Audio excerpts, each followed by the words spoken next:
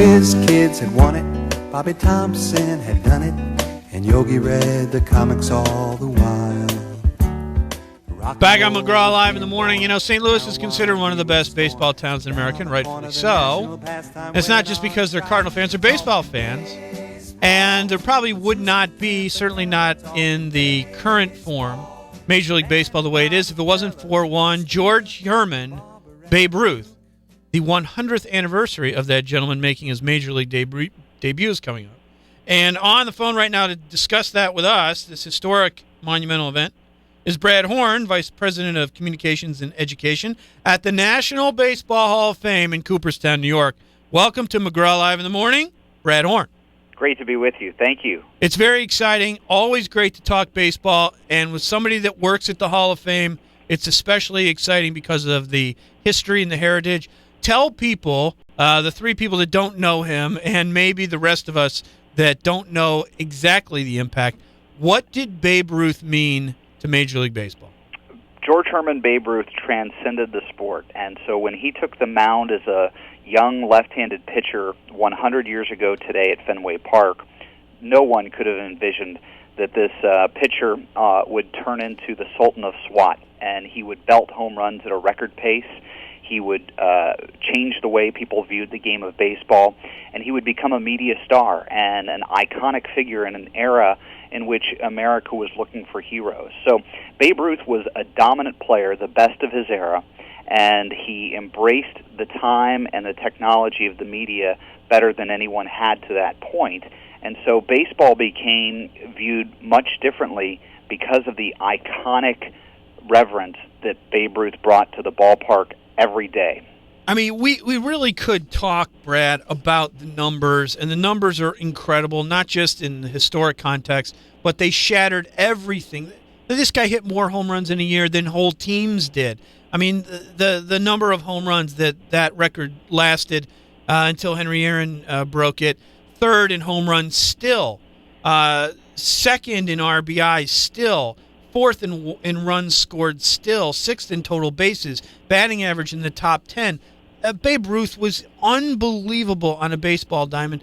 What did he do when he moved from the mound to the plate that made him the superstar of superstars?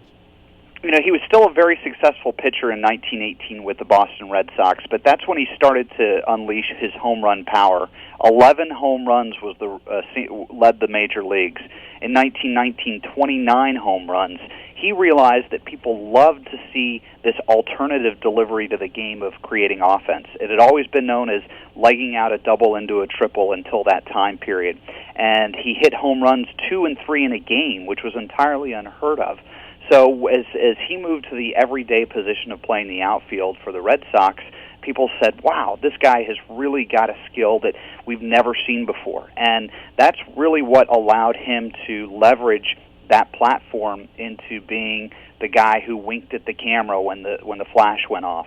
And he was designed for the newsreel era because he was doing feats on the baseball field no one had ever seen before, and he was doing them with great personality and flair. Brad Horn's with us, Vice President of Communications and Education at the National Baseball Hall of Fame in Cooperstown.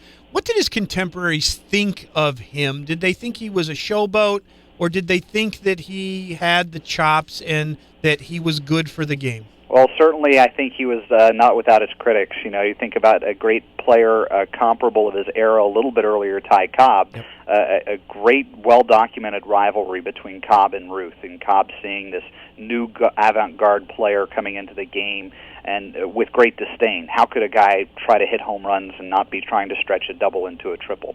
But I think everyone in the game became aware, certainly by the time he was sold to the Yankees, this was a great drawing card for baseball, and it kept baseball in the headlines every day. It brought people out to the ballpark who had never wanted to experience baseball, and I think that people began to realize that Babe Ruth was a personality that was going to make baseball better, regardless of what a player might have thought of him on the field. I'm glad you mentioned Cobb because he played for my favorite team, my hometown team, the Detroit Tigers. But just a surly, nasty, angry guy, a very competitive guy.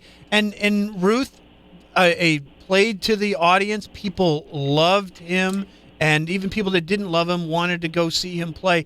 Is there an argument that can be made that Babe Ruth, if didn't save Major League Baseball, certainly brought it into a new realm? I think without the Babe, the game would not have experienced that growth period that was so essential to the way that we view baseball history today. Songs were being written about Babe Ruth in 1919, just 5 years after his debut, because people were enamored with the way that he could hit the baseball. And again, if somebody who had a surly disposition if that surly disposition represented Babe at the time, certainly the home runs would not have had such meaning. But he did them with such character and such personality that it really elevated and became almost something that drew people into the sport because they saw this as infectious. And that's what Babe Ruth brought as he went out to orphanages and visited kids, as he did charitable events. He was a great golfer and spent his basically time tirelessly promoting the game of baseball. Is there truth to the sort of story that Babe Ruth was asked about his salary being higher than the president's, and he said he had a better year? Absolutely, that is a documented quote. So, but also a very charismatic guy and someone who understood that he was in a role that needed a personality, and that's why he excelled with the media. And it just seemed like the game came so easy to him. I mean, this is a guy that won 94 games as a pitcher with a 2.28 ERA, then goes in the outfield and only becomes the greatest hitter in not only his era, but maybe in the history of Major League Baseball, certainly until Ted Williams came around. This is a guy that seemed to love the spotlight and never seemed to bother him. And I think one of the best parts of Babe Ruth's legacy, how many photos have you seen of Babe Ruth in a car or with a band or on the street? This was a guy who understood that people appreciated being around his greatness, and he enjoyed it, and it wasn't anything that was forced. He was a man of the people, and he wanted to spread the word of baseball, which is why he spent so much time barnstorming after the season, took the game out west, and really helped grow baseball across the country. Brad Horn, Vice President of Communications and Education, National Baseball Hall of Fame, Cooperstown, New York. 100th anniversary of the debut of George Herman Babe Ruth, the greatest player in the history of Major League Baseball. Thanks for joining us. Thank you. All right, there you go, Brad Horn.